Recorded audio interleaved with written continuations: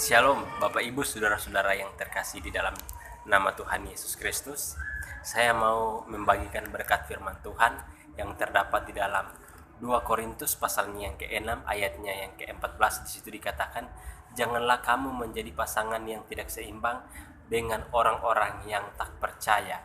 Nah, Bapak Ibu Saudara-saudara yang terkasih dalam nama Tuhan Yesus Kristus, konteks dalam 2 Korintus pasalnya yang ke-6 ayat yang ke-14 di situ, di mana pada waktu itu di dalam jemaat Korintus itu ada yang melakukan hubungan pasangan yang tidak seimbang, di mana ada orang-orang yang percaya yang mempunyai pasangan ataupun memilih pasangan yang tidak seimbang. Artinya mereka memilih pasangan yang bukan orang-orang yang percaya kepada Tuhan Yesus sebagai Tuhan dan Juru Selamat.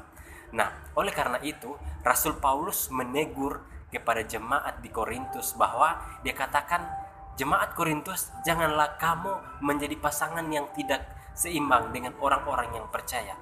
Jelas ini merupakan teguran yang keras kepada orang-orang Korintus pada waktu itu. Itu bisa kita terapkan di dalam kehidupan kita sepanjang hari di dalam kita memilih pasangan.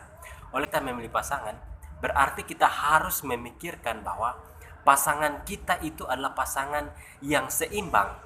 Seimbang di sini bukan berarti bahwa seimbang secara berat badan, tinggi badan, mungkin seimbang dengan kulit, mungkin seimbang dengan hal-hal yang lain. Tetapi di sini maksudnya seimbang itu yang Rasul Paulus maksudkan adalah seimbang, artinya bahwa orang itu adalah orang yang benar-benar percaya. Pasangan itu adalah orang-orang yang beriman kepada Yesus Kristus. Jikalau pasangannya satu, dia bukan beriman kepada Yesus Kristus, maka itu bukan dikatakan pasangan yang seimbang. Nah, saudara-saudara yang terkasih, lebih khusus bagi kaum pemuda dalam memilih pasangan dalam hal pacaran, di mana kita harus memikirkan bahwa apakah pacar kita itu adalah orang yang beriman. Jikalau bukan orang beriman, maka berarti bahwa pasangan kita itu tidak seimbang. Jelas kita akan melanggar firman Tuhan tersebut dalam 2 Korintus 6 ayat yang ke-14. Nah, kita harus memilih pasangan yang seimbang.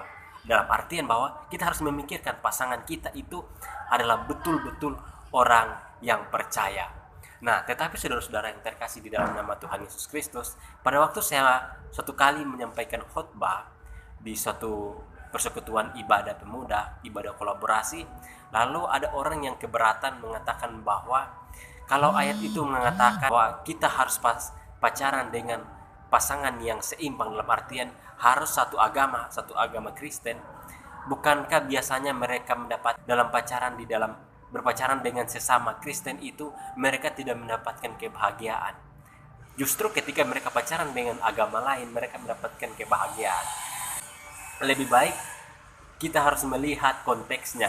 Kita juga harus memahami lebih baik kita bahagia dalam pasangan walaupun pasangan kita itu bukan orang yang percaya, orang yang beragama lain. Nah, saudara-saudara, walaupun memang kita mendapatkan suatu kebahagiaan ketika kita pacaran dengan yang beragama lain, dalam artian non-Kristen, berarti kita telah melanggar firman Tuhan dalam 2 Korintus 6 ayat yang ke-14.